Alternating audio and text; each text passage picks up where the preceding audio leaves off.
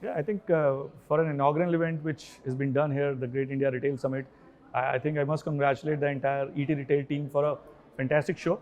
I think apart from the show being hosted brilliantly, I think the lineup of speakers and the panelists that all of you have got together, I think it's the entire vast depth of the retail industry which is here, and that's very interesting to see. And obviously, I think it's a great knowledge center in that sense, a great knowledge summit, I would say, for everybody. So great, good job. Yeah, so I think coming in from 23, I think if you see into 24, obviously the markets which are seeing that we have seen that in this year online has taken a little bit of a backspace, and let's say the stores have been much stronger, but I still see the omni-channel strengths will continue to strengthen. I think that's something very important. I think within this omni-channel space, the online business will become, the focus will be to make it and do it much more profitably. I think so that space will be there, but yes, the consumers are going to be seeking digital and omni-channel experience from a brand. That's one. In terms of, I think, the fashion trends, I think one thing which is very clear is that hybrid is the way to go. So the boundaries between, well, formal is always strong and there were casuals, and if you see in the COVID times there was this talk of that is formal on a dying trajectory. I think neither has that happened. It's not that everything has moved to casual. I think we've seen an emergence of something called hybrid, like something, the jacket which I'm wearing, it's neither formal, it's neither casual, it's hybrid. And I think hybrid fashion, I think, is something which will be a big trend which will be going across. And I think the third piece which is there, the Indian consumer is value conscious.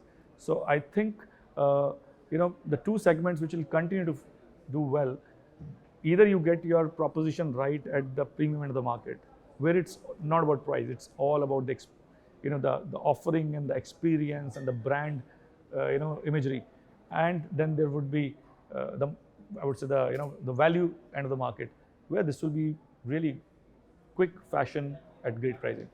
So I think those things. So yeah, so one thing which has clearly happened post COVID is that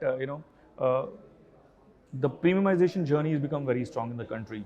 So while the rich were always buying luxury, and that trend has remained constant, we have seen post COVID fundamental shift in consumer thinking. Maybe you only live once. The new generation is more into feeling the experience and living the experience.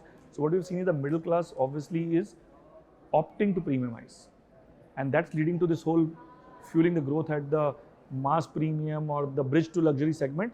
And obviously luxury was always doing well to the rich. So that's the segment which is seeing the growth. Yes, immediately post COVID, obviously inflation was very high, and that's dented, I would say, a little bit of the disposable income at the lower tiers of the income classes and maybe the smaller towns, and that's put pressure on the mass end of the segment. And that's the pressure I think the industry has seen clearly. And this is not only in fashion and lifestyle, this has happened pan sectors in India, that the premium segments are doing pretty well while the mass end has a challenge this thing. So one thing which I expect is that the Indian economy is going pretty strong. Obviously we are the fastest growing economy in the world. The projections for next year are also very strong. There has been a huge infrastructure work which has gone in this country, which ultimately leads to further employment generation.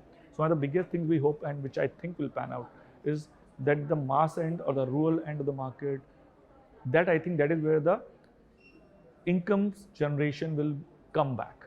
And once that happens, then the private consumption or the personal consumption at the mass end will start getting fueled. So the hope is that maybe in another 5 to 6 months time, the mass end will also start showing the similar growth as the top end, and the growth will become more broad based, and that's the hope.